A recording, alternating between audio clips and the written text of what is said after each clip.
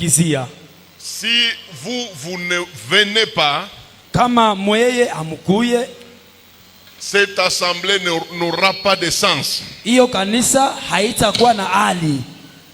C'est pourquoi je vais beaucoup conseiller nous les hommes de Dieu qui sommes ici. Ndio kwa maana nitashauria kabisa sisi watumishi wa Mungu ambapo tuko hapa.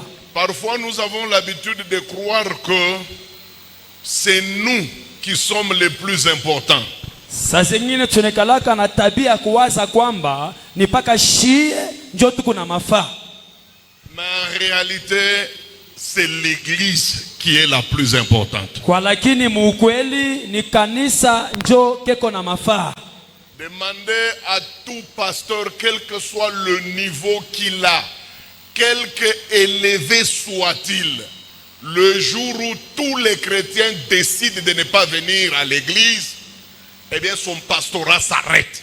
Muulize kwa wachungaji, ingawa manjina machie wala kile weko, kama Wakristo hawakuye mukanisa, kanisa hakata kuyako. Et c'est pourquoi quand nous vous voyons comme ça, Ndio kwa maana wakati tunamiona hivi, nous bénissons Dieu. tunamubariki Mungu. Puisque vous voulez écouter la parole de Dieu, Jumweye munapenda kushikia sauti ya Mungu, et vous avez envie d'aller loin. na Mungu nahitaji kwenda mbali kabisa. Que Dieu vous bénisse. Mungu amebariki. Je vous ai dit qu'on m'a demandé par les organisateurs de ces assises Mimi nieleza kwamba bananiomba kwa hawa watu wanatengeneza hiyo kazi d'enseigner sur un thème bien particulier. ya kufundisha pashina ya upekee kabisa. On m'a demandé de parler sur les prisons. Bananiomba kusemezea pa magereza. C'est ce que moi, on m'a demandé de développer pendant toutes ces assises. Ndio ile mimi bananiomba jua kubiri mwakati yangu yote akazi hapa. Hier, je vous ai montré que Jana mimi nionesha kwamba le diable est un grand geôlier. Shetani ni muntu mkubwa kabisa, ule anaibaka bantu anabaweka mugereza. C'est un spécialiste dans le domaine d'emprisonnement. Ni muntu anafahamisha kabisa mu maneno kuweka bantu mugereza. Ce n'est pas moi qui le dis, c'est ta Bible. Haiko mimi naisema kwa, lakini ni Biblia yako. Si quelqu'un est prêt, il peut nous lire dans Ésaïe chapitre 14 verset 16 à 17. Kama muntu yo karibu anaweza kutusomea ile mstari banasema Papa Leon. Ésaïe 14 15 16 à 17. Ésaïe 14. Conseil moi mitakopa kama uko interprète. Bali kweka interprète juu wanze kusema bitu bale benashikia Swahili babishikie. Bon sasa kama unakuwa interprète wa batasoma mvile mstari banasema una sasa ulipandia nini? Uko pale juu kwa interprete mswahili. Kama mimi nasema 14 ni 14 ula ashikie 14. Bon na ukimrepete 14 ba interprète mupande. Amen. Na kwangu mimi nabambiaka vile ina paka wewe mtu uko na répéter bitu bimoya. Lisons dans Ésaïe 14 na anambia batu tusome mu Ésaïe 14. Mais mamangu la shikwende kwa masomo kama alikuwa mzima aisha kufa ile 14 yashishike kitu. Allons-y. Ésaïe 14 papa. 14 16 à 17.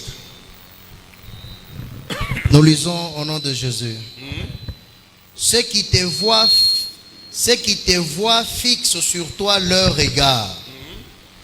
Ils te considèrent attentivement.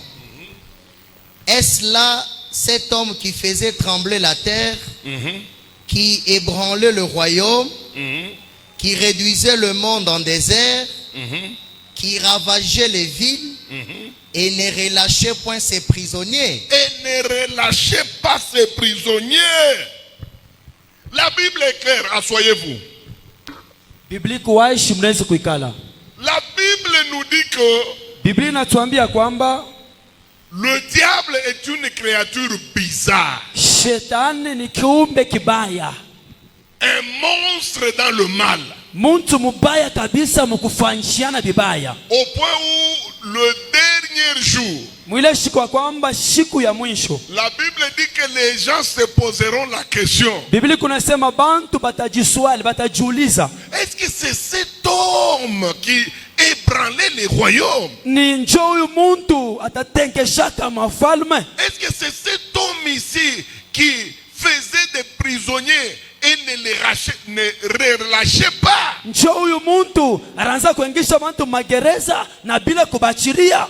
Donc vous comprenez que le diable est un spécialiste de prison. Mutaelewa kwamba shetani ni muntu anafahamisha kabisa maneno ya gereza. Et hier je vous ai dit que dans la Bible il y a plusieurs sortes de prisons. Jana mimi nimeonyesha kwamba mBiblia mko manamuna mingi ya magereza. Des prisons démoniaques, il y en a beaucoup de tout genre et de toutes sortes. Magereza ya shetani ni ya mingi ya manamuna kwa chana. Et le diable fait tout, même pendant que je prêche. Il prend d'autres personnes pour les mettre dans une prison. Na shetani kunafanya mwake mote hata hapo mimi kuna ubiri eko nachukua bantu bengine banabikisha mugereza. Et je vous ai dit qu'il y en a tellement beaucoup, hein, Na mimi nimeonyesha kwamba kuku magereza ya mingi kabisa, qu'il est impossible que nous puissions voir toutes les sortes de prisons qu'on a citées dans la Bible. ile vitatukuya nguvu juu ya kuona manamuna yote ya magereza banataya mu Biblia. Moi je n'ai que 3 jours avec vous. Mimi kuna mashiku 3 pamoja na nini. Alors j'ai essayé d'imaginer quelles sont les prisons que je pouvais vous présenter. Napima kuwaza ni manamuna kanya magereza mimi nitamionesha. Hier nous avons commencé avec la première sorte de prison démoniaque. Jana tulianza na gereza ya kwanza ya wademon. Nous avons appelé cette prison la prison d'Hérode. Tunaita ile gereza Heroda. Je vous ai montré ces caractéristiques de cette prison-là. Mimi nimeonyesha mifano ya ile gereza. Et je vous ai montré ses objectifs. Mimi nimeonyesha shaba ya ile gereza. Je vous ai dit que quand on vous met dans cette prison, Mimi sema wakati banamingisha mu ile gereza, il y a à peu près 4 choses que vous allez vivre, qu'il pleuve ou qu'il neige. mule ndani ya gereza muko bitu ine mutaishi bipande bishuke. Il n'est pas ici le moment de rappeler tout ça puisque ça prend beaucoup de temps. Shina na wakati hapa ya kurudia ama kukumbusha vile vitu hivi vitatubeba wakati ya mingi. Mais je vous avais montré la 4e chose très dangereuse que cette prison fait à ses prisonniers. Mimi nionyesha kitu kia ine kibaya sana kile bantu ba mugereza bako na teso mugereza. Je vous ai dit que la 4e chose que vous allez vivre dans la prison d'Hérode, Mimi sema maneno ya ine ile mutaishi mugereza Heroda c'est la mort et l'esprit de mort. ni lufu na mpepo ya lufu. Je vous ai dit que tous ceux-là qu'on a amenés dans cette prison, Mimi sema aba bote baringisha mu ile gereza. il y a une chose qui les attendait. Kuko kitu kimoja kiko na bachunga amo. Jean-Baptiste, on l'a mis dans cette prison, Yohana Mbatizaji banamuingisha mu ile gereza. on lui a coupé la tête. Banamukata kichwa. On a mis Jacques dans cette prison, Baneka Yakubu mu ile gereza. on lui a coupé la tête. Banamukata kichwa. Et le jour où on mettait Pierre dans cette prison, Siku ile banaanza kuweka Pierre mu ile gereza. la Bible ne cache pas. Biblia ifuchike kintu. La Bible dit ouvertement Biblia inasema wazi que Hérode ya kwamba Herode l'avait mis dans la prison alimuingisha mu gereza en attendant le lendemain de le faire tuer. mkuchunga kesho yake juu ya kumuua.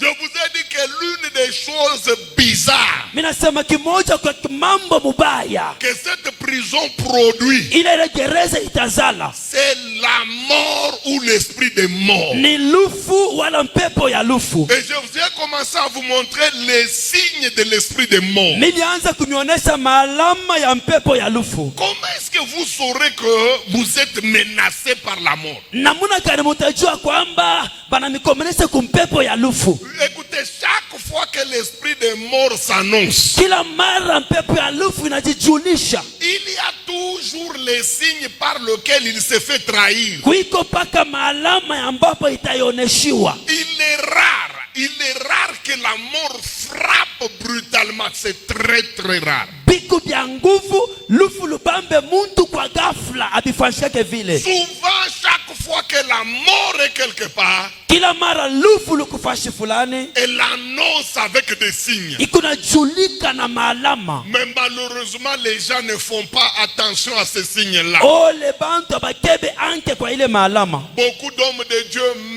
meurent parfois alors qu'il y avait des signes qui leur montraient que la mort est proche. Batumishi wa Mungu bambi beko na kufwa kukosea kwamba kulikuwa maalama inaonyesha kwamba lufu lukunakuya. Malheureusement, tous les hommes de Dieu de l'Afrique, surtout du Congo, tous, curieusement, et c'est ce qui est étonnant, tous les hommes de Dieu, pour le moment, ils meurent avec une seule chose, le poison. C'est étonnant. Tel pasteur meurt poison. Tel ancien meurt poison. Donc nous tous ici, nous sommes devenus comme des Nkalanga. Donc même Dieu ne nous protège pas. Et tout le monde doit mourir par poison. Mungu nalanda, Mungu nakufa na masida. Ole kwa batumishi wa Mungu wa Afrika. Mtumishi wa Mungu ba leo beko na kufa paka kusumu. Leo aujourd'hui les gens nous voient comme des arachides. Vous mentez. Vous allez mourir de la maladie de sida. D'abord toi-même là, qui peut t'empoisonner? We mwenyewe nani kukuwekea sumu? Kakanisa kabantu 15 atakuempoisonner. Ula tabe bantu 15 atuna na boîte. Une église avec 20 personnes, on t'empoisonne. On ira où avec ces 20 personnes là? Uko nakufa bushareti kulala na batoto banamuke mukanisa, uko nakufa ni sida, oh bananyempoisonner. Unalanda, unakufa ni poison. Non. Bushareti. La mort là, c'est de l'impudicité. Oh, m'a empoisonné. Tu couches avec des petites filles. Oh, non, tu es mort au travers de l'impudicité. Je ne refuse pas. Shikatale. Je ne suis pas naïf, je ne suis pas bête. Mishina nyama la muntu bilakiri. Le poison existe dans l'église. Sumu iko wako bya kweli. Mais on empoisonne les gens qui ont une certaine position. Beko na kia bantu sumu, bantu fulani, bayulu. Beko na hali fulani. Haina tu asafa wowote oyo aseme o banamu abo. Bjo batariti kiondo, batariti nini? On chante de la saf, on dirait que non, on l'a empoisonné. Pour ce qu'on va prendre, c'est le tam-tam ou bien c'est quoi? Il n'est pas sérieux, il est avec les filles, il couche avec tout le monde, il attrape le sida, oh, le poison. Yashina mutu wa sawa, eko napatana na batoto banamuke bote, oh nakufa ni sumu bongo. Et puis c'est une honte. Ni haya. Vous êtes les premiers à dire votre Dieu est puissant pour vous protéger contre le poison, tel que la Bible dit. Et vous mourrez toujours des poisons. Vous voyez, ça contredit même votre Bible. Mungu ba kwanza kusema tuko na Mungu wa nguvu anaweza kutuchunga tena kusumu, na ile wakati Mungu nakufia kusumu bila bitu amepatana na Biblia yenu. Corriger modèle ya kufa. Essaie peu d'arranger la façon de mourir, hein? C'est une honte. Ni haya.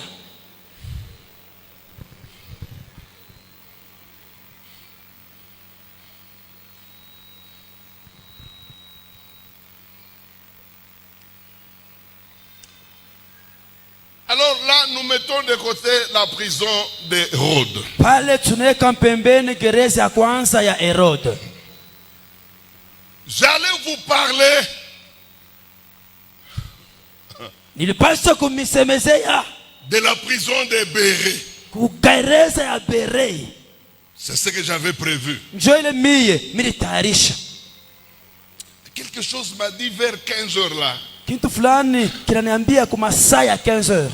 Non, non, ne parle pas de cette prison-là. Ushisemezee pa ile gereza. Peut-être ça ne concerne pas trop l'assistance d'aujourd'hui. Saa zingine haitaangalia kabisa bale bantu batakuya siku ya leo. Mais le Saint-Esprit m'a dirigé vers une autre prison. Roho Mtakatifu ananyongoza kugereza ingine. Une prison très dangereuse. Gereza mubaya sana. Une prison qui fait des dégâts. Gereza kunafanya matokeo mubaya kabisa. Une prison qui ravage même les plus forts. Gereza kunaangusha hata bantu bangufu kabisa. C'est une prison qui ramasse même les hommes de Dieu. Si tu ne fais pas attention, ils sont capables de vous avoir. Ni gereza kuna lokota hata batumishi ya Mungu kaba ukebe anke ile gereza itakumeza. Alors nous allons découvrir ça doucement et lentement. Tutaifumbula polepole na kiloko kiloko. C'est une prison horrible. Ni gereza mubaya ya matata. La plupart des gens qui sont restés dans cette prison ont eu des problèmes très sérieux sur la terre. Bantu fulani bale barabakia mwile gereza balipata mambo ya matata kabisa hapa dunia. Cette prison elle est capable d'éliminer même, de faire un héros en un zéro. Ile gereza inaweza kubamba msuja mtu wa yulu kumshusha na kwa wa chini.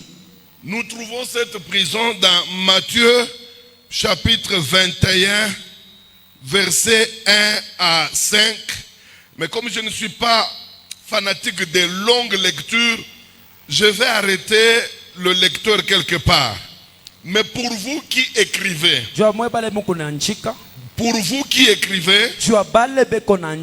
prenez Luc chapitre 19, Luc chapitre 19, 24 à 31. Verset 24 jusqu'à 31. Ça c'est pour la documentation, hein? Moi j'aime les gens qui écrivent, c'est pourquoi j'ai toujours donné tous les versets.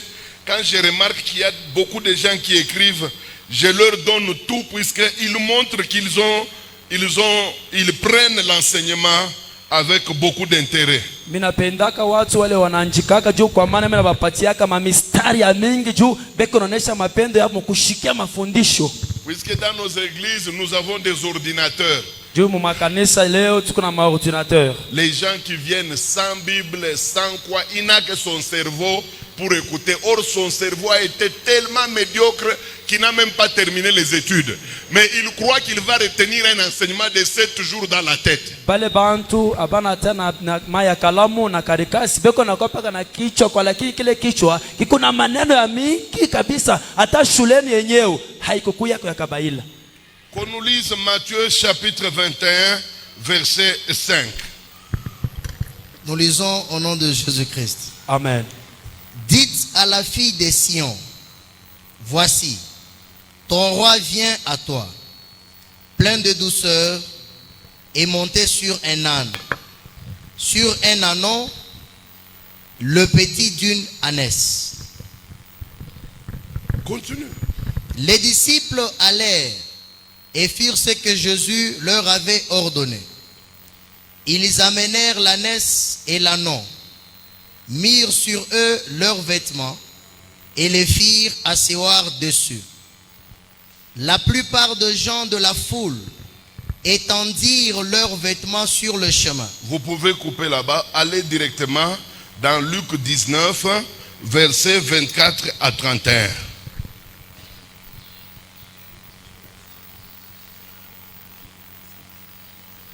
Luc 19. Puis il dit à ceux qui étaient là, ôtez-lui la mine et donnez-la à celui qui a le 10 mines. Luc 19, verset 29, hein? 29 à 31. Lorsqu'il approcha de Bethphagée et de Béthanie, vers la montagne appelée montagne des Oliviers, Jésus envoya 2 de ses disciples en disant, allez au village qui est en face, et quand vous y serez entrés, vous trouverez un ânon attaché, sur lequel aucun homme ne s'est jamais assis. Détachez-les et emmenez-les. Si quelqu'un vous demande, pourquoi les détachez-vous? Vous lui répondrez, vous allez répondre comment? le Seigneur en a besoin. Le Seigneur en a besoin. Gardez-moi ces pages-là, toutes les 2 pages-là, gardez-moi ça.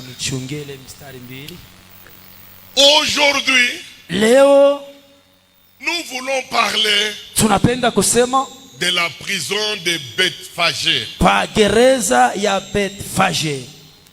Alléluia. Amen. La prison de Bethphagée. Gereza ya Bethphagée. C'est une prison horrible. Ni gereza ya matata mubaya kabisa. Je commence avec une parenthèse. Naanza na mkato. Je voudrais dire à l'église ici ceci. Napenda kusema kwa kanisa hapa hivi. Tu peux être appelé par Dieu à quelque chose. Unaweza kuya mwenye kuchiwa kwa Mungu kukitu fulani. Dieu peut décider Mungu anaweza kuchukua mpango de t'appeler toi ya kukuita wewe à un quelconque ministère. kuhuduma fulani. Mais cela ne veut pas dire Ile mambo hayezi kusema ya kwamba que puisque Dieu t'a appelé, juu ya Mungu anakuita tu réussiras forcément la mission que Dieu t'a donnée. utaweza kabisa na nguvu kukaji Mungu anakupatia. Puisque dans les églises, qu'est-ce que j'entends souvent? Juu mu makanisa mimi nashikia kama nini kila mara. Même les prédicateurs, ils disent ceci. Hata bahubiri beko nasema hivi. Si Dieu t'appelle à quelque chose, Kama Mungu anakuita kwa kitu fulani, qu'il pleuve ou qu'il neige, vipande wala vishuke, comme c'est lui-même qui t'a appelé, vile yeye ndio moyo anakuita, ça arrivera vitafikaka et tu n'échoueras pas. na utashindwaka kamwe. Vous ne lisez pas très bien la Bible, hein? Amusomake vizuri Biblia. Moïse, le grand Moïse, Musa kubwa, ule Musa, quand Dieu l'a appelé, wakati Mungu anamuita, c'était pourquoi? ilikuwa juu ya nini? Pour aller retirer Israël de l'Égypte Juu ya kwenda kutosha Israeli mu Misri et de l'amener à Canaan. na kubatwala kukanana. Et puis, qui a déjà vécu un appel comme celui de Moïse? Nyuma mtu kani mwingine ashakuishi apeli ya vile kama Musa. Vous êtes en train de regarder un arbre, Mwe mukasikati ya kuangalia muchi, un buisson mukijiji ya muchi. qui est en train de s'enflammer mais qui ne brûle pas. Ile kuna waka moto lakini haichomeke. Lui-même, il appelle ça cette grande vision. Yemo anaiti onyo kubwa. Et Dieu a commencé à parler Na Mungu akaanza kusema à travers le buisson. kupitia ile muchi. Qui a déjà vécu un tel appel? Nani ashakuona mwito ya vile? Un appel aussi éclatant et spectaculaire. Mwito ya mafaa ya muhimu ya vile. Mais je vous pose la question. Kwa lakini mimi namiuliza sasa. Qu'en est-il de la mission que Dieu lui a donnée? Mukashi kani Mungu alimupatia? Est-il arrivé à Canaan? Alifika kukanana? Il n'a jamais été à Canaan. Ashafunyangaka mukanana. Il a été enterré quelque part. Bali mushika fashe fulani. Et c'est un petit de rien du tout. Ilikuwa ni kitu tu kia chini kabisa. Josué qui va accompagner le peuple jusqu'en Canaan. Kale katoto Joshua anatindikiza batoto wa Mungu chini kukanana. Dire que Kusema kwamba il y avait des prophéties qui sont sorties. kulikuwa matabiri ambapo litoka. Moi, Dieu m'a appelé. Miye Mungu ananiita. Dieu, comme il m'a appelé, ça arrivera. Hivi ananiita bitafikaka paka. Vous êtes en train de vous tromper. Mungu katikati ya kujidanganya. Je ne veux pas dire que ce que Dieu a dit est faux. Sipendi kusema kwamba kile Mungu anasema ni kia Je bongo. veux tout simplement te dire ceci. Napenda tu kukwambia hivi. Malgré que Dieu a parlé, Ingawa Mungu anasema, Dieu a donné certaines prophéties sur ta vie. Mungu analeta matabiri pa maisha yako. Dieu a donné certaines révélations sur ta vie. Mungu anatosha ufunuo fulani pa maisha Il yako. a envoyé même les anges Anatuma tena ba malaika. pour confirmer tout ce qu'il t'a déjà dit. Bahakikisha vyote sasa kukwambia. Mais je peux te dire ouvertement Nawezi kukuelezea wazi. que cette prison qu'on appelle Bethphagée, Ile gereza wanaita Bethphage, elle est capable de te faire échouer la mission pour laquelle Dieu t'a appelé. hiyo ile gereza inaweza kushindisha kukazi ile Mungu anakuitia. Commençons d'abord avec cet animal que certains appellent âne et qui avait aussi son anneau. Tuanzie mbele kuhuyu nyama ile bantu bengine wanaita Anna na mtoto yake.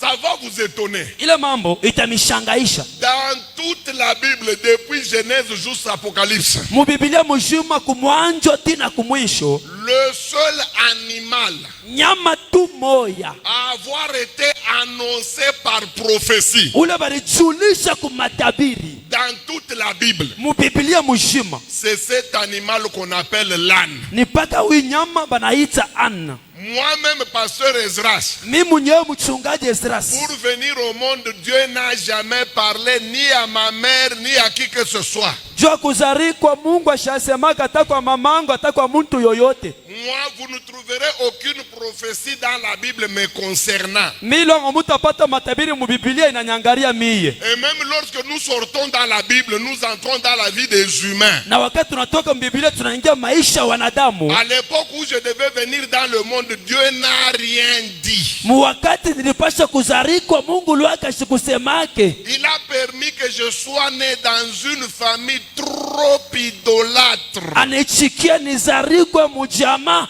ile ya baabudu sanamu kabisa. Une famille coutumièrement ancrée. Ile jamaa na mambo ya kutimu baiko na mishishi. Et moi, je suis né. Njo mimi nazarikwa. Toi et moi, nous ne sommes pas nés par prophétie. Peut-être ta maman avait vu quelque chose. En tout cas, tu es chanceux. Moi, rien. We na mimi hatukuzalika kwa matabiri kwa, lakini wewe kwa bahati Mungu alifungula hata mama yako. Mimi lwangu hapana. Les gens comme les Jean-Baptiste, Bantu kama ba Yohana Mubatizaji, ils sont nés par prophétie. banazarikwa kwa matabiri. Des gens comme des Samson, Bantu kama ba Samsoni, ils sont nés non seulement par prophétie, banazarikwa pana paka kwa matabiri, mais ils sont nés par des visitations des anges. banazarikwa kutembelea kwa ba malaika. Mais le seul animal Kwa lakini nyama tu moya du monde entier, ya dunia mzima, depuis que le monde est monde, tokea dunia ni dunia, le seul animal pour lequel Dieu a parlé des milliers et des milliers des années avant que l'animal ne naisse, c'est cet anneau ici. nyama moya tu ule Mungu akasema kumiaka na miaka ni paka huyu nyama moya kutosha manyama yote. Cet animal n'était pas encore né, un prophète qu'on appelle Esaïe. Huyu nyama shikuzarikwe nabii moja anaitwa mjina Esai. S'est tenu debout pour prophétiser sur cet animal. Akashimama yulu juu kuleta matabiri pa ule nyama. Il a dit, voici Sion, Anasema tazama Siona, ton roi vient à toi plein de douceur mfalme wako konakuya kwako kabisa et de justice, na uhaki, assis sur un âne. mwenye kuikala pa kondoo. Cet âne-là a eu des promesses de Dieu. Ule ana alipata malako ya Mungu. Et qu'est-ce que Dieu disait? Sasa Mungu anaanza kusema nini? Dieu disait que c'est le seul animal Mungu anasema ni nyama moya qui fera son entrée triomphale avec Jésus, les deux. ataingia muutukufu pamoja na Yesu paka bawili. Les deux là, Jésus et cet animal-là, Paka bawili Yesu na ule nyama vont faire une entrée triomphante à Jérusalem. bataingia na utukufu mu Yerusalemi. Les gens mettront des habits par terre. Bantu bataweka mangua chini. Les gens mettront des rameaux. Bantu bataweka mandarara chini. Et l'unique animal que Dieu a cité Nyama wa upekee ule Mungu anataya sera la seule personnalité à partager cette gloire avec Jésus. itakuwa ni bumuntu pekee atakabulu Quelque chose. dunia ikangarishisha kitu fulani. Jésus était présent. Yesu alikuwa tayari Et puis il était prêt pour faire cette marche triomphante. na alikuwa karibu ya kufanya ile safari ya utukufu. La seule chose qui manquait Kitu kimoja kilikosewa pour que cette prophétie-là s'accomplisse, kwa kile kinabii kitimizike, c'était cet animal qu'on appelle l'âne. ilikuwa ni paka ule nyama banaita munjina ya ana. Jésus-Christ a regardé à droite, Yesu anaangalia kukume, il a regardé à gauche. anaangalia kushoto, Il n'y avait pas d'âne. akukuye ule nyama. Et pourtant la prophétie dit, Nayo matabiri inasema ô Sion, ku Sioni, voici ton roi vient, tazama mfalme wako eko nakuya, assis sur un âne, mwenye kuikala pa ano, plein de douceur mwenye kuwa na utulivu kabisa et de justice. na uhaki tele. Jésus est déjà là. Yesu eko deja pale, Il veut accomplir ce que la prophétie avait dit. anapenda kutimiza kile matabiri ilisema. Mais il regarde tout autour, Anaangalia kando kando, pas d'âne, akukukuye ule nyama wa ana, pas de présence d'âne. akukukuye wapo wa nyama wa ana. Jésus a été obligé Yesu alifanyishwa d'envoyer les disciples kutuma batume et de leur donner certaines directives. na kubapatia ongozaji fulani. Écoutez ce qu'il a dit. Sikia kile anasema, Allez devant vous. mwendeni mbele yenu. Il y a une ville qu'on appelle Bethphagée. Kuiko mukini na njina Bethfage. Et quand vous arrivez là-bas, vous essayez de pousser très loin dans un village. Wakati mutafika mwele mukini mwende kombari mukijiji fulani, Vous allez trouver un anneau. mutapata mwana kondo. Libérez cet anneau-là. Mumufungule, Amenez-le moi. munilete yeye. Si quelqu'un vous pose la question, Kama muntu anamiuliza, eh bien, dites, nasema le maître mwalimu en a besoin. eko na itafuta. Mes amis, barafiki les disciples sont partis. wanafunzi wakaenda, Ils arrivent là-bas. bakafika pale Ce qui est grave, kia nguvu, ils ont trouvé les choses telles que Jésus-Christ leur avait dit. banapata bintu paka vile Yesu Kristu alibambia. Ils ont trouvé effectivement l'âne Bakapata vile vile ano avec son petit anneau. na katoto yake. Maintenant, ils ont pris cet âne-là Sasa banabeba ule ano et ils l'ont amené à Jésus. na banamuleta kwa Yesu. La question que moi je me pose, Sasa swali miku najiuliza, qu'est-ce qui avait fait que kintu kani kilifanya kwamba cet animal soit absent ule nyama shikuku yepo alors que la gloire l'attendait? mwile wakati utukufu kuna mchunga? Qu'est-ce qui avait fait que Mambo kalilifanya kwamba cet animal ne soit pas là ule nyama ashiku yepo alors que le triomphe l'attendait? ile wakati utukufu kuna mchunga, Alors que la prophétie tendait à s'accomplir dans sa vie? ile wakati matabiri kumunjia kutimizika maisha yake, Alors qu'une grosse gloire l'attendait? ile wakati utukufu ya ajabu kuna mchunga, Des applaudissements l'attendaient? kushangilia kuna mchunga, Mais lui, lakini yeye l'âne, ano était quelque part. alikuya fashi fulani. Qu'est-ce qui avait fait que cet animal Kitu kilifanya kwamba ule nyama soit tout près d'échouer complètement sa destinée? akwe karibu ya kushinda mubyote mandanisho yake, Et pourtant, c'était un âne qui avait une belle destinée. na alikuwa ni ule nyama alikuwa na mandanisho mzuri De tous les animaux de la terre, mumanyama yote ya dunia. il est le seul à avoir eu une prophétie de Dieu. Ni nyama tu moya kupokea matabiri ya Mungu. Dieu n'a jamais rien dit sur un éléphant. Mungu ashasema kitu pantembo. Dieu n'a jamais rien dit sur un lion. Mungu ashasema kitu pa simba. Le seul animal qui a été prophétisé dans la Bible, Ule nyama wa upekee balitabiri mu Biblia c'est cet âne ici. ni paka huyu nyama wa ana. Il peut dire comme nous les pasteurs d'aujourd'hui, j'ai les promesses de Dieu. Il peut dire la même chose. Ule nyama anaweza kusema sashi bachungaji balamiku na malako ya Mungu. Anaweza kusema vitu vya pamoja. Puisqu'il y a des prophètes qui sont prophètes mais qui n'ont jamais eu de promesses de Dieu. Hein? Shikuku banabii ni banabii wapataka malako ya Mungu Il y a des pasteurs qui travaillent sans que Dieu n'ait rien dit. Kuku bachungaji batumishi wabeko natumika bila Mungu kubambia kitu hata Mais kimoja. cet animal, il avait eu des promesses. Kwa lakini huyu nyama alikuwa na malako Et des promesses de grande valeur. na malako ya yulu kabisa. Et une grande gloire l'attendait. Na utukufu ya ajabu inamchunga. Mais qu'est-ce qui avait failli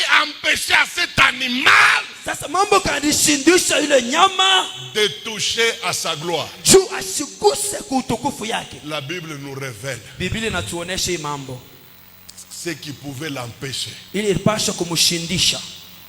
Dans Luc 19, 32 à 33. Luc 19, 32 à 33. Qu'on nous lise. Ceux qui étaient envoyés allèrent et trouvèrent les choses comme Jésus leur avait dit. Là, ce n'est pas encore le problème. Moi, j'ai toujours entendu ça. Oh, pasteur, moi, je ne suis pas n'importe qui.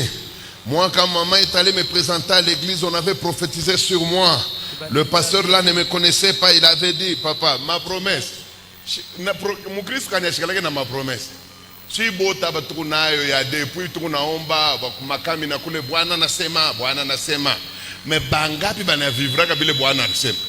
Nous tous nous avons des promesses depuis Kamena partout. Ils trouvèrent les choses telles que Jésus-Christ l'avait dit. Mais il y avait le problème à quel niveau? Suivez. Comme ils détachaient l'agneau, Comme ils étaient en train de détacher l'agneau, ses maîtres leur dirent. Ses maîtres leur dit. Pourquoi détachez-vous l'agneau? Donc cet animal avait un problème dans sa vie. Il était attaché. C'était ça son problème. À Bethphage. Il était attaché. attaché. ule nyama balimufunga. C'est ça son grand problème. Jo mambo kubwa yake. Il était dans une prison. Alikuwa mugereza. Il était contrôlé. Baraanza kumupeleleza. Il ne pouvait pas quitter cette ville. Asikupaswa kutoka ile mukini. Il ne pouvait pas quitter ce village. Asikupaswa kutoka kile kijiji. Pourquoi? Jua nini? Puisqu'il était attaché. Juu balimufunga. Mais le problème, ce n'est même pas l'attachement. Mambo haina paka kufunga. Puisque l'attachement, on peut vous détacher facilement. Kufunga banaweza kufungula teketeke. Mais il était attaché par qui? Balimufunga kwa nani? La Bible dit que Biblia inasema il avait des maîtres. alikuwa na mwalimu wao. Bamingi, balimu. Okay, balimu, Il avait les maîtres. Ule nyama alikuwa na bamwalimu bamingi. Ce sont ces maîtres-là Jo bale bamwalimu qui l'avaient attaché. balimufunga kunkamba. Le problème, ce n'était pas seulement l'attachement. Mambo haikuwa paka kufunga. Mais le problème, c'est que à part être attaché, Mambo kutosha kufunga kunkamba. il avait des maîtres. Alikuwa na bamwalimu. Et ce sont ces maîtres-là Katikati ya bamwalimu bale qui étaient responsables de son attachement bale balijua kufungiwa kwake. et puis qui contrôlaient son attachement Na banaanza kuangalishisha kufungiwa kwa ule et nyama. qui tenaient à ce qu'il soit attaché. Na banaanza kuangalia tino wakati anafunguliwa. Et depuis qu'il est attaché, Tokea balimufunga. les maîtres font tout Bamwalimu kuna fanya mwabo mote. pour qu'il ne soit pas attaché. Supa chimufungule. La prison de Bethphagée, Gereza Betfage c'est une prison contrôlée par des maîtres, ni gereza beko naangalishisha kwa bamwalimu bamingi. des grands maîtres. Bamwalimu bakubwa. D'ailleurs, Jésus connaissant que Yesu mwene kujua cet anneau ou cet âne-là ule kondoo na mwana kondoo est contrôlé par des maîtres. beko na mwangalishisha kwa bamwalimu. Écoutez ce qu'il avait dit aux disciples. Shikekila anambia wanafunzi, Allez, vous allez trouver l'âne. mwendeni mutapata kondoo. Il sera accompagné d'un anneau. Batamusindikiza kwa mwana kondoo. Si vous arrivez, libérez l'âne. Mukufike mumwachirie. Si quelqu'un vous pose une question, Kama muntu ana miswali, vous direz mutasema qu'un autre maître mwalimu wetu shi en a besoin. jeko na mutafuta. Le monde spirituel, Dunia kiro c'est un monde de maîtres. ni dunia ba mwalimu. Mes amis, le monde spirituel, Nasema dunia kiro hii c'est un monde de maîtres. ni dunia ba mwalimu ba mingi. Il y a des maîtres partout. Kuku ba mwalimu fashi yote. Et chaque maître Na kila mwalimu veut contrôler une portion anapenda kuangalishisha sehemu de terre, ya bulongo des humains. ya bantu. C'est pourquoi Jésus Ndio kwa maana Yesu a dit aux disciples, anaambia wanafunzi, si les gens là kama bale bantu vous demandent, bananiuliza, dites que le vrai maître, museme mwalimu wa vya kweli, le redoutable maître, mwalimu wa vya kweli en a besoin. eko na mutafuta. Et si tu leur dis cela, Kama unabambia ile mambo, eux qui sont des petits maîtres, kwani ba mwalimu ba chini ils vont céder. bale bantu bataacha. Frère, je vais vous dire la vérité. Tuku taniambia ukweli. Vous voyez Kolwezi ici. Unaona Kolwezi? Kolwezi, c'est un monde à double visage. Kolwezi ni dunia mausu mbili. Il y a d'abord le Kolwezi physique. Kukumbele Kolwezi ya kimwili au ya mkono na macho. C'est ce que vous voyez, les bâtiments, Ndio tunaona rond-point manyumba. Malou. Tunaona rompo malu. Ça, c'est physique. Hivi ni vile tunaona na macho. Il y a un autre Kolwezi Kuiko invisible. Kolwezi ingine tujuu. Un Kolwezi invisible Kolwezi na ionekanikake. qu'on ne voit pas avec les yeux. Hapawezi kuona na macho hivi. Ce Kolwezi-là est composé uniquement des esprits. Ile Kolwezi natungiwa paka na maro. Et dans ces esprits-là, Na mwile maro il y a une catégorie d'esprits muku maro ya chana chana. qu'on appelle les maîtres. Ile banaita ba mwalimu. Alors ces maîtres, Sasa bale ba mwalimu ils sont là pour amener les gens dans des prisons. peko pale jua kutwala bantu mu magereza. Cet âne ici, Huyu kondoo huyu il y a la gloire qui l'attendait à huku tukufu Jérusalem. anza kumuchunga Il y a la félicité qui l'attendait. huku kushangilia kuna mchunga Il y a le triomphe qui l'attendait. huku shindi na mchunga. Mais dans sa vie, Sasa maisha yake elle avait commis une erreur. alipata kosa moya, On l'a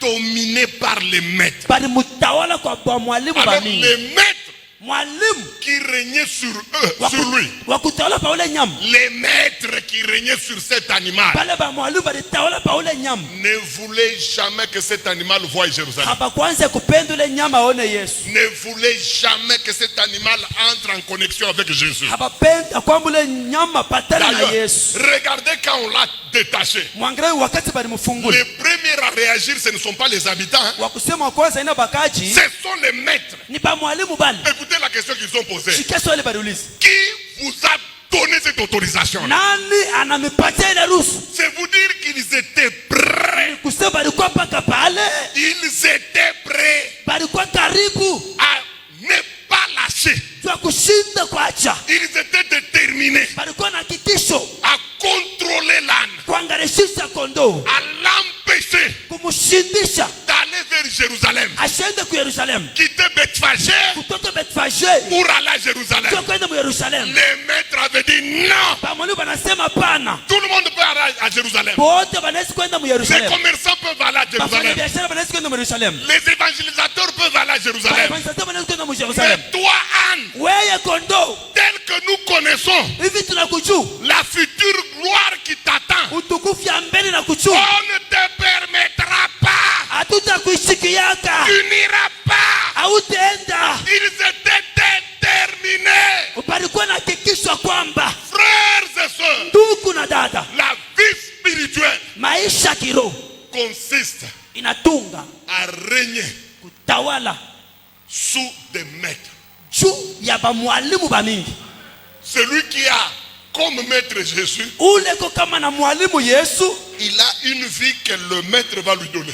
eko na maisha ile ule mwalimu Yesu atamupatia hayo. Et celui qui a d'autres maîtres, Ule ko na bamwalimu bengine en dehors du maître qu'on appelle Jésus. kutosha huyu mwalimu anaita Yesu. Si tu as d'autres maîtres, Kama kuna bamwalimu pengine alors kumpembeni, ces maîtres-là bale bamwalimu bale vont régner sur toi. batatawala pa wewe. Tu sais pourquoi jusqu'aujourd'hui, Unajua jua nini tina leo ta vie semble être mbelekete jazz? maisha yako mpaka na tenka tenka? C'est à cause d'une seule raison. Ni jua sheria tu moya. Les maîtres qui contrôlent ta vie Bamwalimu bale beko naangarishisha maisha yako n'ont jamais lâché. habaichika C'est kukwa. la raison pour laquelle tu as des prophéties Ndio kama kuna qui ne matabiri s'accomplissent jamais.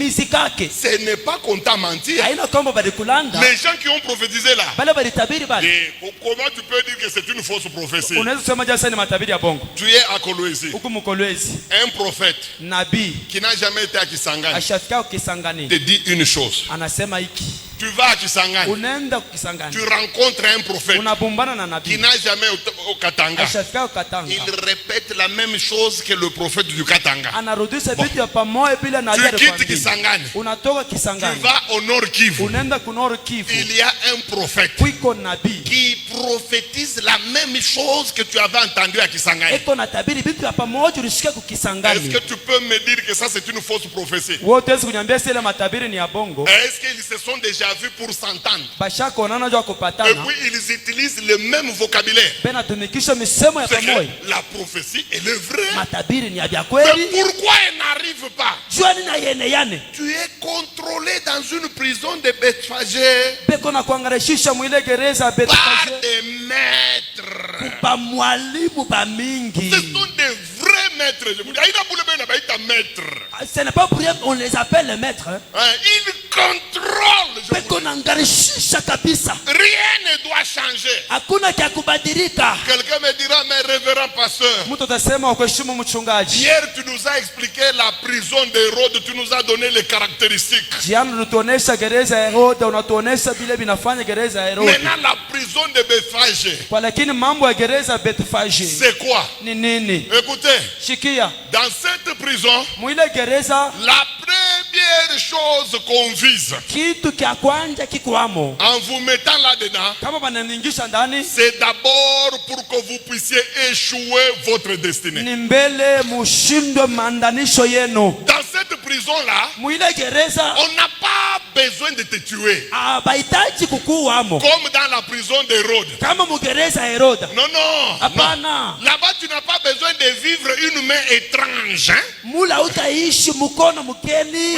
Je vous avais dit que Nilisema l'une des caractéristiques des prisons d'Hérode, moja mfano wa gereza Heroda c'est que la main de Dieu ne sera pas dans votre vie. ni kusema mkono ya Mungu haitakuwa maisha yenu. À la place, il y aura une autre main. Pafasha mkono wa Mungu patoa mkono ingine. Pourquoi? Jua nini? Puisque quand Pierre est sorti de cette prison, Wakati Petro alitoka mwile gereza, écoutez ce que lui-même a dit dans sa bouche. Biblia pekee alisema mkino. Quand il est sorti, il a dit ceci. Wakati anatoka anasema Oh hivi. bon, Yo, je comprends maintenant naelewa sasa. que l'Éternel a envoyé un Wa ange milele anatuma malaika pour me délivrer de la main d'Hérode. jua kunifungula kumkono ya Heroda. Et nous vous avons montré que quand quelqu'un est dans cette prison-là, Tulionyesha wakati mtu yuko mwile gereza, il va commencer à vivre une main noire. ataanza kuishi mkono mweushi. Mais il n'en est pas question avec la prison de Bethphagée. Apina vile na gereza Betfage. Là-bas, la première chose qu'on vise, Mule mambo moya ikwamo c'est ta destinée. ni mandanisho yako. Il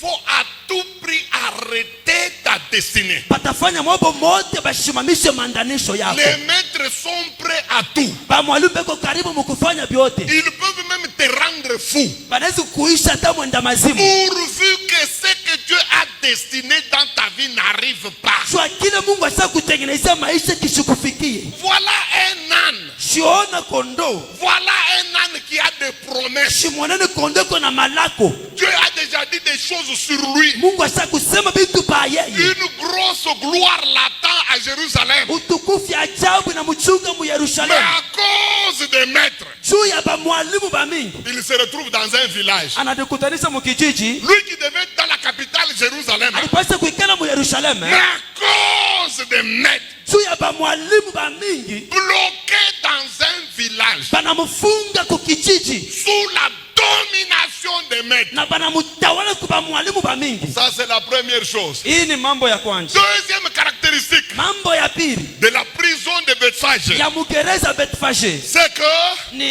ils vont tout faire batafanya mwambo mote pour que tu ne vives pas de promesses. jua usiishi malako. L'une des raisons qui explique Umoja sheria inafungula le manque criant de l'accomplissement des prophéties dans la vie des chrétiens, kosewa kumatimiziko ya matabiri maisha ya muntu c'est que beaucoup de chrétiens ni bakristo bamingi n'ont jamais échappé à leurs anciens maîtres. abaepukaka kuba mwalimu ba zamani. Il est pasteur, oui. Yeye ni mchungaji ndiyo, Il prêche l'évangile, oui. eko na hubiri sauti ya Mungu ndiyo, Il ne va pas dans les bars, oui. ashendake mu mabar ndiyo, Mais il se masturbe. Les anciens maîtres, ile masturbation yake ya zamani, mtumishi wa Bwana eko naendelea nayo paka katika Bwana Yesu Kristu. Tena navuma mula na nenepesha, naanza kuna kuangalia mafilme porno. Ni muntu banamuwina kwa ba maître. kwa lakini ni muntu eko najifurahisha kufurahia mwili na bametra ba mwalimu ba zamani eko na hubiri eko nafanya hivi. Comme tu le veux, hein? Utaona ba malaika vile unapenda eh? Voir les anges, c'est quoi? Kuona ba malaika ni nini? Il y a dans la Bible ici un animal qui avait vu l'ange. Si mtu mbibilia muko nyama moyo variona malaika. Et l'ange lui a dit, n'avance pas ici, sinon le prophète lui-même qui est sur le cheval, il ne voit pas l'ange. Mais l'animal, il a vu l'ange. Mais si cet animal était à Colosie, il aurait déjà ouvert une église, puisque lui au moins il a déjà vu un ange. Mais toi, nous les pasteurs ici, la plupart de nous, combien voient des visions? Attaque à vision kalo kwa kampushi tu mpushi kwa napita wetu aonak. Mais je suis pas pasteur. Sasa huyu mpunda yeye aliona malaika hivi. Tena banasumburia. Huyu mpunda banasumburia na malaika. Profete kwa musubulu. Profete macho mwenye kumkauka shiwe na kwenye kunaenda. Nyama eko naona malaika. Beko nasumburia na malaika. Na nyama nasema baba malaika. Mr. Bouger. Mambo ni uvye eko hapa yulu. Macho hana nini. Mais waza huyu nyama wa hivi kama alikuwa mkolwezi. Mais c'est une prophète des nations. Imaginons cette bête de la sorte, si elle venait ici à Colosie, elle va devenir un prophète des nations, un grand prophète même. Mais bantu benanza kanisa na kona mpushi, asemi ndio mpushi bushuko anaanza kanisa. Ndio huyu mpanya anaona huyu mpunda anaona malaika wa bia kweli. Akose kwanza kana yeye kanisa. Mais les gens voient dans des visions, ils voient des chats, ils commencent l'église. Mais cet animal, il a vu l'ange. Peut-elle aussi commencer l'église? Troisième chose, Mambo ya tatu. cette prison de Bethphage, c'est ce qu'elle fait. Il est gereza Bethphage. Elle va nous empêcher d'entrer dans notre gloire. Itatushindisha juu shi tushingie mutukufu yetu. Papa, Baba, il y a la gloire qui l'attend à Jérusalem. kuku utukufu na mchunge na kuchunga ku Yerusalemu. Quelle gloire? Ni utukufu gani? D'abord une entrée triomphale. Mbele kuingia kwa utukufu. Les pierres sont déclassées. Baze Les ba- gens déclassés. bajata La kumbele. seule personne qui entre avec Jésus à Jérusalem, c'est l'âne. Muntu wa upekee anaingia na Yesu mu Yerusalemu ni punda. Deux. Ya pili, La seule personne qui devait piétiner les habits au même titre que Jésus, c'est l'âne. muntu wa upekee kufunyanga manguo pamoja na Yesu ni punda. Trois. Ya tatu, La seule personne qui devait recevoir aussi des applaudissements au même titre que Jésus, c'est là. muntu wa upekee kupokelea mashangilio pamoja na Yesu ni paka punda. Pierre, Jean, pembeni bena pika mikono mpunde wanachofwa na Yesu Kristo. Petele Yohana kumpembeni, mais ule nyama il avance avec Et Jésus Christ. ça, Na hii les maîtres le savaient. bamwalimu basha kuyua hii mambo. Et ils se sont dit, Na banasema on ne permettra pas à cet animal hatutichikia kwa huyu nyama de toucher à cette gloire. aguse kule utukufu. Mes amis, vous n'avez aucune idée Warafiki hamwezi kuwazi de ce que les maîtres font. kwa hii bamwalimu banafanyaka. Ils sont capables de déstabiliser la vie d'une personne à un niveau incommensurable. Po banaweza kushusha maisha ya muntu mwatua muntu asiwezi kuanzulula. Vous n'avez aucune idée de ce que les maîtres sont capables de faire dans un ministère de quelqu'un. Hawezi kuwaza vile bale bamwalimu banaweza kufanya muhuduma ya muntu. Mes amis, les maîtres, Warafiki bale bamwalimu ils ont une capacité de destruction terrible. beko na ile uwezesha ya uharibifu ya ajabu. Écoutez ce que quelqu'un dit, c'est Esaïe. Shikia kile huyu muntu anasema ni Yesaya. Écoutez ce qu'il dit à propos des maîtres. Shikia kile kunasema juu ya bale bamwalimu. Ah, Esaïe chapitre 26, Yesaya 26 verset 13. mstari wa 13. Qu'on nous lise. Batusomeze. Esaïe 26, Yesaya 13. 26. Mtoto mwanamke sikia huko. La jeune fille. Unaweza kuwa na buzuri Tipewa buzuri na bote. bumoya papa banaume bote beko d'accord que huko mzuri Où tout homme est d'accord que tu es belle. na ba frère beko napikana njoo ya Et kukufiancer. les frères se battent pour te fiancer. Mais kama kuko ba maître banesha kukuikala S'il y a les maîtres qui te dominent, buzuri butakuya bwa bule. la beauté viendra vaine. Kadhafi itacheza na ile buzuri hauna na idea. Va jouer avec cette beauté, tu ne peux pas penser sur ça. Hii shege yote ya mkasuli itacheza na ile buzuri bwako, utashutuka papa na buzuri bwako unachelewa. Hapana kucheza na ba maître beko na kapasite ya kuvunja muntu mu niveau mo autechika shikia bwana vile kuna ria juu ya ba maître mumushiki. Écoutons cet homme, comment il est Twende. prêt pour les maîtres. Éternel, Éternel, ni malombi ya muntu C'est la prière de quelqu'un. mushike maombi yake. Écoutons la prière. notre Dieu, Aha. d'autres maîtres que toi D'autres maîtres que toi font quoi? ont dominé sur nous. Ils ont dominé sur nous. Unaona huyo? Ni mtu alikuwa na maisha. C'est quelqu'un qui avait la vie. Ni mtu alikuwa na mapromesa. Quelqu'un qui a fait des promesses. Ni mtu alivivraka na Mungu. Quelqu'un qui a vécu avec Dieu. Mais anakuwa kuvumbula qu'à un certain moment Mais il découvre wakati fulani quelque chose n'allait pas dans sa vie. kitu fulani kiendeke maisha Il yake. a crié, il a dit, oh éternel, Analalamika anasema, oh wa milele. d'autres maîtres Bamwalimu pengine que nous ne connaissons pas bale shia tuyue sont en train de dominer sur nous. beko na tutawala, Alors que toi, notre maître, ile wakati we mwalimu wetu tu es absent. hauna hapo Je unalofu. vous ai dit que le monde spirituel, Mimi niambia dunia ya kiroho c'est un monde de combat entre les maîtres. ni dunia mvita katikati ya bamwalimu. Il y a de l'autre côté les maîtres des ténèbres. Kuko ngambo ingine bamwalimu ya ngiza Et de l'autre côté, na kungambo ingine nous avons un seul maître qu'on appelle Jésus Rabouni. tuiko na mwalimu moja banaita Jesus mwalimu. Alors les deux camps là, Hii makampi mbili, le camp de Rabouni maître, kampi ya mwalimu le Yesu, maître incontesté et incontestable, mwalimu hapawezi kumwangusha, et le camp des autres maîtres, na kampi ya bamwalimu bengine ils se battent pour nous contrôler. beko nachipikana juu ya kutuangalishisha. Si le camp des autres maîtres Kama kampi ya bamwalimu aba bengine prend le dessus sur toi, banatawala pawei, alors ce sont ces maîtres-là njoo nipaka bale bamwalimu qui vont dicter ta vie. bataanza kuongoza maisha yako. Tu seras ingénieur, Bali utakuwa ingenieur, mais eux, ils vont te donner une vie po batakupatia maisha semblable à celle d'un chègre. inafanana na wa mtoto wa musoko. Puisqu'ils sont des maîtres, Juu ni bamwalimu bami, alors ils vont t'imposer. si batakufanshisha. C'est la raison pour laquelle nous avons Christ mingi. Je dirais kwamba nous voyons beaucoup de chrétiens. Ils n'ont pas la vie que Jésus-Christ a annoncée pour eux. Abana na maisha ile Yesu Kristo alisema juu yabo. Ne suivez pas ce que les chrétiens sortent à la bouche. Oh, nous sommes plus que vainqueurs. Nous sommes ni kukinywa, mais mon vérité, mon réalité.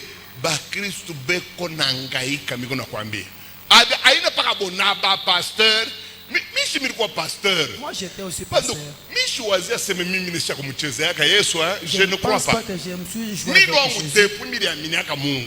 Depuis que j'ai crié à Dieu, Nilifanya mwangu mote nikuwe muntu wa kunyoloka. j'avais fait de tout pour moi, c'est que je sois un homme aimé. Kumcheza tu Yesu vertement hivi huko faux frère kuiba mama kuta ba frère kufuata tu wanamke mkanisa jamais papa. Mimi wangu mimi naingia mkanisa kintu kia kwanza kilinibamba ni sérieux tu mwa misho kule litoka mimi nadhani ni baba yangu bale nilikuta mkanisa balikuwa bantu ba hivi bana beba kile kitu bananiingisha kwa mimi nabakia sérieux maisha satana shikunyacha ni kuna ubiri bantu beko na poda ni kuna tabiri maisha papa ba maître bali nikala modèle hapana usiwaje sema prophétie itakutosha magumu. Ne pensez que la prophétie va te faire quitter de la souffrance. Surtout je peux me kuwaza c'est comme on n'a pas ta don moyo hivi C'est-à-dire, tu ne penses pas quand tu reçois un certain don, la maisha ça va ouvrir ta vie. utakuwa kuna tabiri bantu bia kweli bina bia bongo Tu peux bien prophétiser les bantu gens. banabarikiwa Les gens sont bénis. batenda banakusabu Ils vont partir, ils vont t'oublier. aina sema banapenda bakusabu Ce n'est pas pour te faire t'oublier. wenjo kuna ba maître beko na bande mwendeni C'est toi qui as d'autres maîtres qui les disent partez pour du bon. ndio pale utona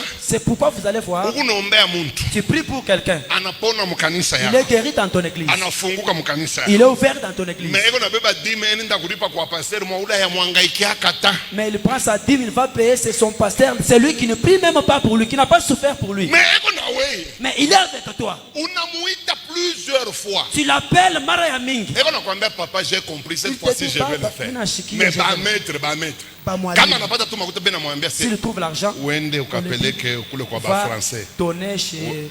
anaichika kwenda kuipeleka Il accepte pour aller donner la dîme wewe là-bas. kunahangaika Mais toi, tu souffres. ba maître Les mwalimu. d'autres maîtres que toi Ba mwalimu pengine kama wewe. règne sur nous Banatawala pashie. alors que c'est toi qui devais régner. Ile wakati wengi wa kutawala pashie.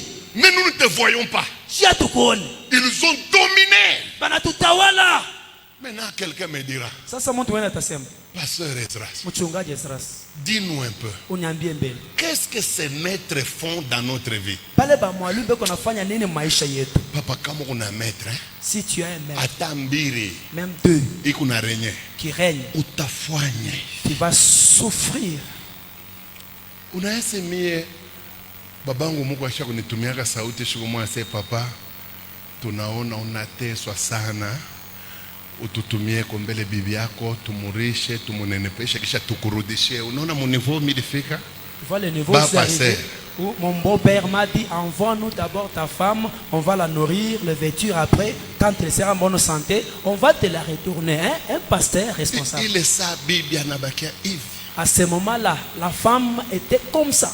Bamu kwa nanyambia se papa, nous ne sommes pas contre toi. Mon beau-frère me dira, hatukatali, Tu es un hatukukatali. garçon sérieux, tu aimes Dieu. Unapenda Mungu, mtoto wanaume mambo ya sawa. Nous voulons t'aider. Tunapenda tu kukusaidia. Si tu peux nous envoyer ta femme, Kama unapenda kutupatia kwa mbele bibi yako, nous l'encadrons un peu tumuchunge kwa mbele avec les enfants. na batoto. Hein, papa, tutakurudishia hein? On va te les retourner. Hein? J'ai dit à ma femme, Ninaambia bibi yangu, kama tunenda si tu pars seulement, sekunenitosha fo sana. c'est-à-dire que Alors, tu wendelele. déshabilles. Tu iras pour toujours. Elle me regarde, elle me dit, Ananiangalia anasema, Ezra, Papa Esas, Mimi napenda bien nibakie na wewe. j'aime rester un peu avec Sasa toi. hivi tunaishi na wewe. C'est que nous Sikia vivons. Mswahili. Écoutez. Bitakuyaka paka hivi. Ça restera toujours comme ça. Utamjibu je? Comment tu vas le répondre? Wewe mkinyo paka Yesu fait les Dans la miracles. bouche, seulement Jésus Aujourd'hui fait les vous miracles. allez vivre encore mieux wa ile zamani. Kabwa milikuwa nayo ile temps. Je parle Hapa pas kabwa pourquoi na ces shuka. moments-là. Ces Mimi jours-là, nakomala. ce jour-là, je ne parle Zamani pas. kama niko ubiri. Auparavant, je prêchais. Aujourd'hui, J'ai prêché. bia bongo. Le mensonge. Amuna kintu mimi mwenyewe nimesha kujua sasa hapa niko na papula tu tutaisha na hapo paka vile bitaishi. C'est moi qui disais ici, j'ai besoin de préparer des fausses choses comme ça. Nous allons terminer avec et toujours comme ça. J'étais frère, je savais que Jésus existe, Mimi yasema Yesu ekwako. mais incapable de vivre ce qu'il m'a dit. Kwa lakini mishikwa na ile nguvu ya kuishi bila Yesu ananiambia. Je ne savais pas que dans ma vie, Sikujua sema maisha humu il y avait des maîtres kulikuwa ba mwalimu et bengine. qu'il fallait les chasser, Inabidi kubafukusha. il fallait les détruire Inabidi kubaribisha. pour que le grand maître Jésus Jua mwalimu kubwa Yesu règne. atawale. Écoutez, Shikia. quelles sont les activités des maîtres? Ni kazi gani ya ba mwalimu pale? Jeune fille kama kuna ba maître mu maisha yake. Toto mwanamke si il a de maîtres dans sa vie. Papa pasteur kama kuna ba maître beko na muongoza. Mchungaji s'il a de maîtres qui les conduisent. Utaivumbulia kunini? Comment tu vas les découvrir? Utayoje sema huyu papa partenaire huyu wa partenaire. Eko na ba maître. Comment tu sauras que ce partenaire il a des maîtres? Écoutez, il y a des signes. Shikia kuku alama. Premier signe. Alama ya kwanza. C'est grave. Matata. Qu'on nous lise. Batusomee. Ah là là là.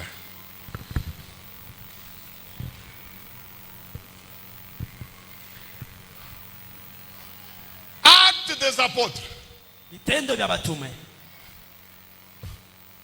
Chapitre 16. Sura ya 16.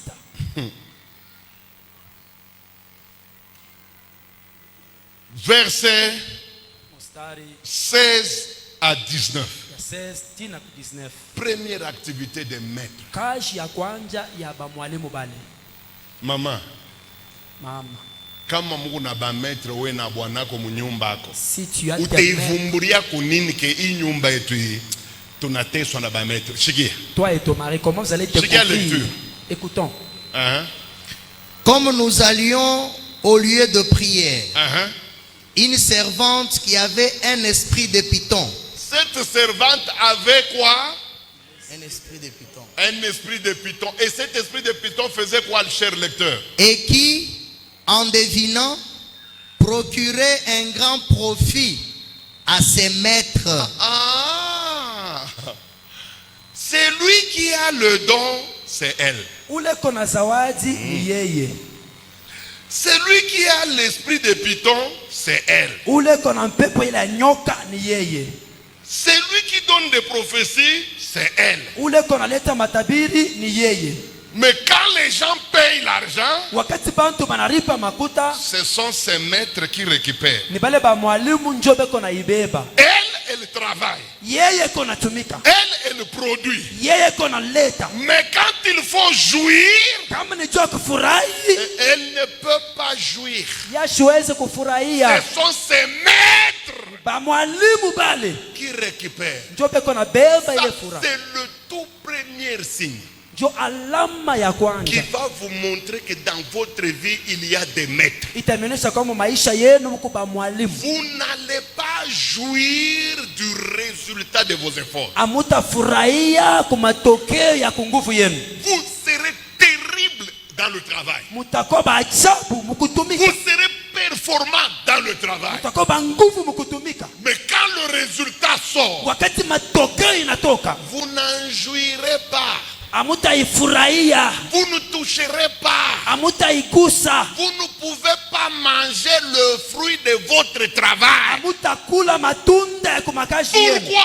Juu ya nini? Puisqu'il y a des maîtres Kuku ba mwalimu qui récupèrent tout ce que vous produisez. bale beko na beba byote vile mwe muko natumika na Je bila n'ai kupata. jamais vu une malheureuse heureuse comme cette femme ici. Shiaonaka muntu aole kama huyu mwanamke huyu. Cette maman, bien que c'était démoniaque, Huyu mama ingali alikuwa mpepo mchafu. mais c'était un don à elle. Kwa lakini ni kipaji kyake yeye alikuwa nayo. Je reconnais que ce don-là était démoniaque. Huyo semile kipaji kilikuwa cha wademoni. C'était un démon de python. Ilikuwa ni demo wa Mais nyoka wa c'était piton. un démon qui produisait beaucoup d'argent. Ilikuwa ni mpepo mchafu inaanza kuzala makuta ya Mais mingi. la propriétaire du don Na mwenye zawadi était incapable de manger de ce don-là. asikuwe na nguvu ya kuria muzawadi yake. Chaque fois que l'argent rentrait, Kila mara makuta les inaingia, maîtres récupéraient. ba mwalimu beko na ibeba. Angalia modèle unatumikaka. Regarde de quelle façon tu travailles. Hata kukaa jieni. Même dans vos travaux. Chefu yako ayuwake kintu. Ton chef ne connaît Mu rien. déclaration mu bureau yenu hakuna muntu anayua matière ya douane sawe. Dans vos bureaux, il n'y a personne qui connaît les problèmes de Tena toi kama comme toi. chef anakuwa bloqué anakutumaka ni wewe. Quand chef est bloqué, il t'envoie toi. Na ma français comme ma bureau mu le papa ma document na to. Mais makute kingie papa. Ka chef kana kuria yote. Avec des Wewe Français. ben nakutapa paka français. Asema en tout cas hapana. Hapana. Freka dima en tout cas ukomoto. Wewe te purifika entreprise na bam. Unasikia na bia unatengesha na kichwa alors que ni butumwa. Tisi- Ono utoke muanze kiako, upaka se termine nda kukaji. Unaenda kufanya yako nini? Tu secoues la tête quand on dit non, non, Kadima pour français. Depuis qu'il est dans notre société, et notre société est stable. Chinois anaingia mubila passeport. Chinois entre ici sans passeport. Swahili nya ayu. Il ne connaît même pas prononcer Mwenjo Swahili. munamonesha ma bureau yote chinois. Vous l'avez montré. Nangara tous leo les vile bureaux. yanakuya. Regardez quand Ngara wewe kule wiko. maintenant regarde toi ce que tu es. Upaka sema rinla kase tutenda na benjin tutenda na mwisho ndaka. Maître aisha kukuikala kukudomine mubio. Unakia tu bana ma photo ile munabambisaka naye kuma aéroport. Mungu akurumie frère. Que Dieu te pardonne. Tu restes seulement avec les photos quand vous êtes à l'aéroport. Que Dieu te pardonne pour cette action-là. Il y a des gens comme ça. Koko bantu ba hivi. Atana produire ngapi ate ikuriaka. Même s'il produit comment, il ne peut pas manger ça. Dans Juge, il est écrit ceci. Moi, monsieur banasema hivi. Juge, chapitre 6, Moi, msita. de 1 à 6. Mstari wa kwanza na C'est kusita. lorsque Israël s'est né, Wakati Israeli kona panda, au moment de la récolte, wakati ya kuvuna, Madian venait wa majana yuko na et kuya, prenait toute la moisson beko na beba bintu byote et balilima partait avec. na beko nenda nabyo. Ça montre qu'Israël Iko naonyesha kwamba Israeli subissait la loi des maîtres. aranza bali mutawala. Deuxième chose que les maîtres font, Alama ya pili mwalimu yuko nafanya. itakuma sana. Ça va te toucher. Quand quelqu'un a des maîtres, Wakati muntu yuko na ba mwalimu, il y a certaines choses qu'il ne peut jamais faire. kuko bintu fulani ule muntu ashwezi kufanya. Puisque la corde qu'on va lui mettre au cou Jule nkamba batamuweka mushingo, aura un rayon d'activité. itakuwa nafasi ya kutumikia. Quand le rayon est de 50 mètres, Wakati burefu ni ya 50 metres, tu peux manger, wewe tu utakuria, peux brouter wewe utakuria l'herbe de mayani, 40, mayani ya de mkaranga, 20 mètres. ya mu 20 Si metres. tu veux aller au-delà de 50, Ukipende kupita mu 50 metres, utashika nkambe na kuivya. tu vas entendre que Puisque la ba corde, maître c'est-à-dire les banesha maîtres, kuweka nkamba ya 50 mètres. ils ont mis la corde de 50 Ndio pale mètres. on a remarqué hein? Quand tu vas remarquer, Depuis yanzaka commerce yako auyafikaka mu 5000 $. depuis que tu as commencé tes commerces, tu as Unaenda jamais ni? atteint 50 Ni 000 ba $. maître banesha kuweka ile nkamba. Ce sont les maîtres qui ont déjà mis cette corde. Tant que uko mu 2000 $, Quand tu as 2 000 $, c'est tant bon. que tu es dans 3000 Tu as $, 3 000 $, c'est bon. tant que tu es en 4000 Tu as $, 4 000 $, c'est bon. 4500, 4 500 tout. 4800, Unaanza kutenga mu 4 utashika 800. nkamba ya ba maître On commence à tirer la corde. inaanza kukokota. On commence à tirer. Papa utapata mamambo moya. Tu auras des problèmes. Unasikia bakulandia kwane, unaenda kulontosha $1000. Il m'a menti quelque part, tu fais Walidisha sortir barebe. $1000. Papa, Il a fait ceci. c'est 4800. Tunatoka mu 4 800. 300. Unaanguka mu 300 $. Ndio unaona mamambo tenaisha. À ce moment-là, tout problème va Nasikia na terminer. ba maître benye banajiretira sionezi kwa nzulula. Et les maîtres diront que non, notre fils, tu peux Unaanza recommencer. Tu recommences. Kaka Tu 2000, recommences 3000, 4000, 4800. 4800. Papa, ni kamba banesha kuweka kwa mame au titambukaka. C'est une corde que tu ne peux pas traverser. Ndio pale mnaonaka mablocage moya. C'est là que vous verrez des blocages. Unafanya ce qu'un homme doit faire pour aller loin. Tu vas faire qu'il Mais- est kufanya kwenda mbali. Urefu ya nkamba ni 50 Mais mètres. la longueur de la corde Au-delà est de 50 mètres. kupita pa 50 mètres tu auras des problèmes. utapata mamambo. Moi, j'étais comme ça, moi. Mimi nilikuwa vile mimi. Mes amis. Barafiki. Ah. Moi, je me louais, mais c'est mi kaminanza kanisa. Moi, je disais comment c'est le Au bout de 2 ans, il faut tout quoi, 300, 400. On aura 300 personnes, 400 personnes. Je me suis retrouvé, moi, Esdras. 10 ans. Avec une église qui ne traversait pas 150 personnes. Et l'honneur que j'ai. Papa, ba maître ba neni pika nkamba moya 150. Le maître mon mine corde 150, je ne peux pas dépasser. Comme maître kuna tumika maisha yako. Si le maître travaille dans ta vie, utafia kulitundika mina kuonesha. tu peux même te pendre. Utajuliza nini kunenifikia. Tu vas te demander c'est quoi avec moi. Tena banekalaka calme. Ils sont leur comportement, ils sont calmes. Unaona pale huyu anaanza kuria lwake mayani. Quand celui-ci broutait, quand il broutait. Ba maître wanaanza kucheza na dame. Le maître jouait la dame. Boni kamba nashikia mouvement ya rébellion. Et qu'il n'écoute pas les mouvements de rébellion. Qui n'entendent pas qu'il y a des apôtres qui délient.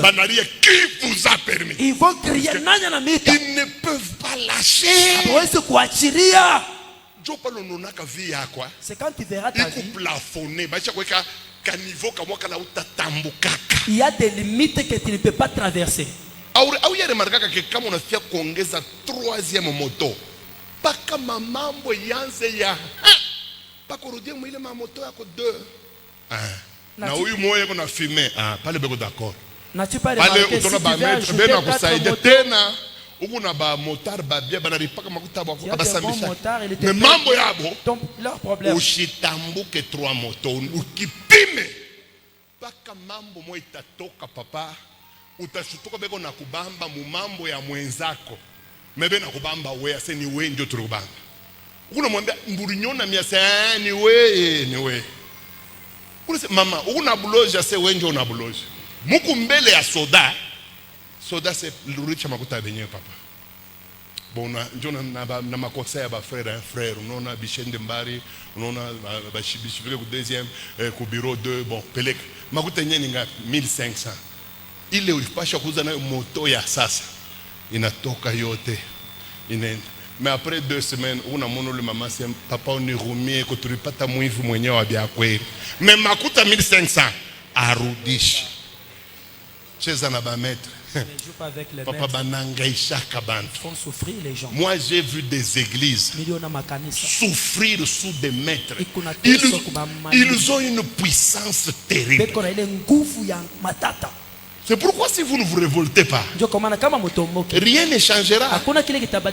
Moi j'avais laissé ça avec nos phrases telles que bon, je suis dans la formation. 10 ans formation, 20 ans formation, 30 ans atteindre son formation muntu. Atteindre son formation muntu. C'est la formation. David Dieu a kuye roi. Mungu alimformer 15 ans bule anakuwa roi. Sasa wewe ule uko mu 30. Ni Dieu a kuya maréchal, Dieu a kuwa nani? C'est pour devenir maréchal ou bien qui? Avec 30 ans. Les maîtres. Ba mwalimu. Banakuteswa. Ils te font souffrir. Ils te font ça. Beko nakuteswa. Papa, beko na nguvu moya una na ide. Ils ont des forces inexplicables. Waza muntu be na Mungu mu Jérusalem capitale. Imagine quelqu'un on le loue à Jérusalem. Mais à cause ya ba maître. Mais Dieu a les moyens. Banamufanya villageois. Il reste un villageois. Papa, répétez les phrases, répétez. Répétez. Le texte ya kwanza milikupa Luc, c'était Luc combien? Matthieu ou Luc? Il a mis le coup ya kwanza ile urufungula naye. Tu peux nous dire? Non, c'était Luc. Luc 19, verset 24 à 31. Allez-y. Luc 19, 29 à 31. 29, en pas 29. Lorsqu'il approcha de Bethphagée et de Béthanie, vers la montagne appelée montagne des Oliviers, Jésus envoya 2 de ses disciples. Il les envoya où? En disant, allez au village. Au village. Angera muntu, uyu mpunda Mungu na Mungu ni mu Jerusalem. Mais ba maître, bana mutosha mu Jerusalem peleka mu village kisha kufunga nkamba. Ikala huku njo maisha yako. Unacheza? Négliger ba maître, batakuangaisha. Ndio pale hii évangile yenu ya lorsque nous sommes en Jésus, tout tombe. Mishikatari, sasa unyambie Bushiko. Bilo unonaka bile ni tout tombe. Comment wewe mtu mzima frère en Christ ukilala unaliona paka hauna mangua kisha kupa poste pa mbujimai. Bon, yo en Jésus tout tombe. Sasa utuambie huko mu Jésus. Hapo kuna lota hauna musatana huko mu Jésus. Sasa utuambie ile mangua unavula Bushiko. Ni paka Yesu ndio anakuvula yo. Puisque huko ndani ya Jésus. Mwache mamiza. Amusomake Bible bien. Bible nasema hivi. Il nous a racheté à tout moment. Je vis des choses qui se répètent chaque fois. Ça m'a poussé à rejeter la doctrine comme avait inculqué. Et je me suis mis à genoux. J'ai commencé à détruire toutes ces mauvaises choses. Depuis ce jour-là, ma vie a complètement changé. Et puis je te dis la vérité, hein? Tu me vois tel que tu me vois là. Je n'ai aucune malédiction dans ma vie. Ata ya bongo, ata ya kukubie, mon maisha yangu haina. Je mène une vie au-delà de la malédiction. Mais comment